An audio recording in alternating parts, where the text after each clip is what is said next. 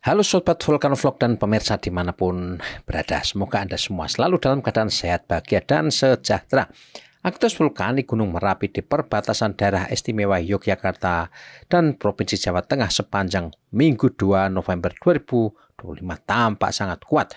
Hingga Senin 3 November 2025 pukul 06.00 waktu Indonesia bagian Barat terjadi sebanyak 9 kali awan panas guguran di sektor barat daya.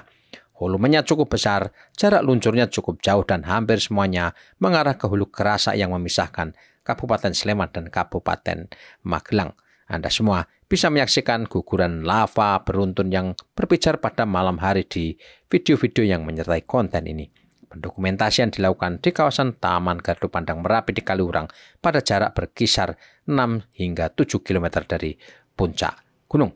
Guguran besar dan luncuran awan panas ini mungkin mengingatkan kita semua pada 15 tahun lalu Merapi mencapai klimaks letusan eksplosifnya pada 4 dan 5 November 2010. Tingginya erupsi efusif saat ini melanjutkan aktivitas vulkanik pekan sebelumnya yang juga memicu beberapa kali luncuran awan panas guguran ke hulu Kali Bebeng dan Kalisat di Magelang.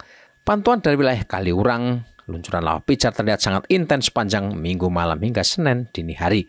Bahkan setelah awan panas guguran besar pada Minggu pukul 20.46 waktu Indonesia bagian Barat, wedus gembel besar berikutnya terjadi pukul 00.31 waktu Indonesia bagian Barat. Intensitas guguran lava dan awan panas yang terus-menerus ini diduga terkait curah hujan yang cukup tinggi di kawasan puncak. Kubah lava baru yang labil, akhirnya banyak yang ambrol selain tekanan kuat dari dalam mendorong ekstrusi magma Merapi di puncak barat daya. Awan panas guguran sepanjang minggu kemarin dimulai sekira pukul 11.02 waktu Indonesia bagian Barat. Cuaca saat itu sebagian besar berawan tebal. Visual luncuran awan panas yang terlihat dari sektor barat, tepatnya dari kawasan Ngepos dan Jurang-Juru di Kecamatan Dukun, Kabupaten Magelang. Estimasi jarak luncur awan panas pembuka ini sekira 2.500 meter dari puncak dengan amplitudo maksimal 59 mm, durasi 279 detik. Lalu pukul 11.11 waktu Indonesia bagian Barat, kembali meluncur awan panas estimasi jarak luncur 2.000 meter dengan amplitudo maksimal 50 mm dan durasi 236 detik.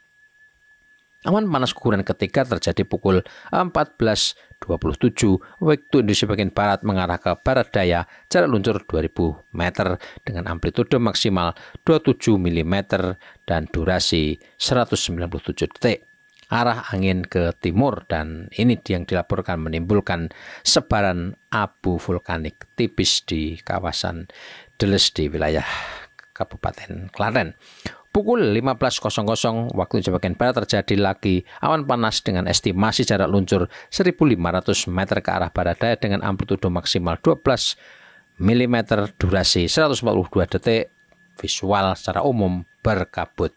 Pukul 16.08 waktu Indonesia bagian Barat, awan panas kelima estimasi jarak luncur 1.700 meter menuju ke hulu Kali Kerasak dengan amplitudo maksimal 34 mm, durasi 167 detik, visual berkabut. Awan panas guguran ke-6 terjadi pukul 17.21 waktu Indonesia bagian Barat. Estimasi jarak luncur 1.500 meter ke arah barat daya dengan amplitudo maksimal 47,98 mm, durasi 150 detik. Angin mengarah ke timur. Awan panas ke-7 terjadi pukul 20.46 waktu Indonesia bagian Barat. Estimasi jarak luncur 1.200 meter ke arah barat daya dengan amplitudo maksimal 68 mm, durasi 111 detik. Memasuki hari Senin, 2 kali awan panas beruntun terjadi pada pukul 00.31 waktu Indonesia bagian Barat. Estimasi jarak luncur 1.500 meter dengan amplitudo maksimal 73 mm, durasi 146 detik ke arah barat daya. 6 menit kemudian pada pukul 00.37 waktu Indonesia bagian Barat terjadi awan panas guguran ke-9 menuju ke arah barat daya dengan estimasi jarak luncur 1.200 meter dengan amplitudo maksimal 68 mm, durasi 106 detik. Data terakhir dari hasil pemantauan seismisitas sepanjang Senin dari pukul 00 hingga 06 waktu Indonesia Barat tercatat 34 kali gempa guguran, amplitudo berkisar antara 2 hingga 25 mm dan durasi berkisar antara 39 hingga 181 detik.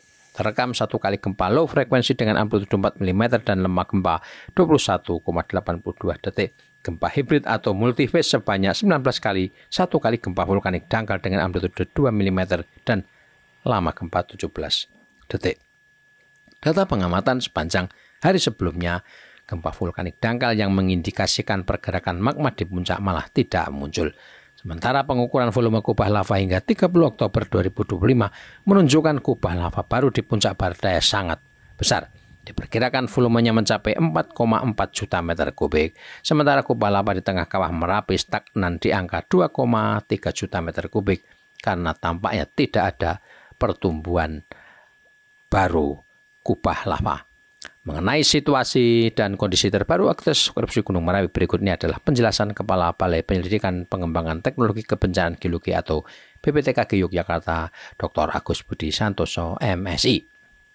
Warga Merapi yang berbahagia, seperti yang kita ikuti bersama hari ini, tanggal 2 November 2025 telah terjadi awan panas guguran di Gunung Merapi sebanyak 7 kali. Yang pertama terjadi pada pukul 11.04 dan yang terakhir tadi pada pukul 20.46. Secara luncur awan panas tersebut berkisar 1-2 km dominan ke arah hulu Sungai Kerasak. Sehubungan dengan hal tersebut, kami sampaikan bahwa peningkatan intensitas erupsi hari ini adalah bagian dari perilaku erupsi Gunung Merapi sejak tahun 2021, di mana erupsi terhitung cukup intensif, kejadian guguran mencapai ratusan kali per hari diselingi dengan kejadian awan panas seperti yang hari ini terjadi. Peningkatan intensitas erupsi yang cukup signifikan telah terjadi setidaknya 12 kali sejak awal erupsi di bulan Januari tahun 2021. Pada musim penghujan seperti saat ini, intensitas erupsi dapat cenderung meningkat karena curah hujan yang tinggi dapat mengganggu kestabilan kubah lava. Perlu kita ketahui bersama bahwa jarak luncur awan panas saat ini masih jauh dari pemukiman dan tidak menunjukkan peningkatan yang signifikan. Namun demikian, kami terus melakukan pemantauan intensif 24 jam, sehingga masyarakat untuk tetap tenang sambil tetap menjaga kewaspadaannya dengan mengikuti informasi terkait aktivitas Gunung Merapi dari saluran-saluran resmi dan tidak terpengaruh oleh berita-berita yang tidak benar. Sebagaimana penjelasan Kepala BPTKG Yogyakarta, maka rekomendasi terkini pemerintah mengingatkan potensi bahaya saat ini masih berupa guguran lava dan awan panas pada sektor selatan barat daya meliputi Sungai Boyong sejauh maksimal 5 km, Sungai Bedok, Kerasa, Bebeng sejauh maksimal 7 km. Pada sektor tenggara meliputi Sungai Woro sejauh maksimal 3 km dan Sungai Kindol 5 km. Sedangkan lontaran material vulkanik bila terjadi letusan eksplosif dapat menjangkau radius 3 km dari puncak.